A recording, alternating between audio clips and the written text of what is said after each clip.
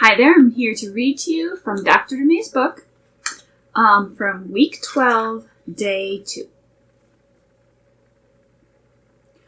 Profound question from Jesus. Would we expect anything less?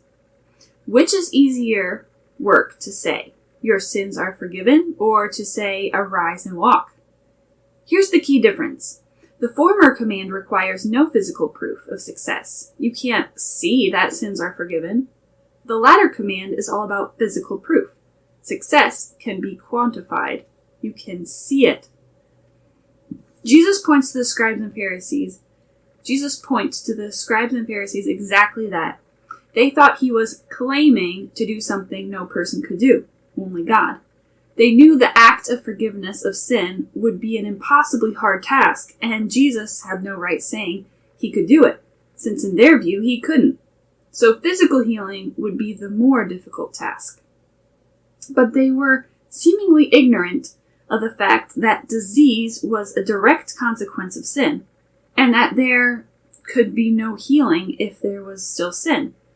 So Jesus beautifully and powerfully said, "But that you may know that the Son of Man has power on earth to forgive sins." Then he said to the paralytic, "Arise and take your bed and go to your house." Matthew 9:6, emphasis added. Wow, that should have made it obvious, but it didn't. You see, the Jews were, in a sense, blinded to the revelation of Jesus Christ. Blinded to the revelation that Jesus Christ was their Messiah, even though, as we'll see later, no one ever healed humans of their diseases before, since no one before had the authority to do so. They didn't get it. Look at their responses to all of this. Now when the multitude saw it, they marveled and glorified God, who had given them such power to men. Matthew 9:8. All were amazed and glorified God, saying, "We never saw anything like this." Mark 2:12. And they were all amazed and glorified God and were filled with fear, saying, "We have seen strange things today." Luke 5:26. You might think that all sounds great, but what's missing? They did not acknowledge the healer as God, as the Messiah, but simply as an empowered man. They lacked spiritual discernment.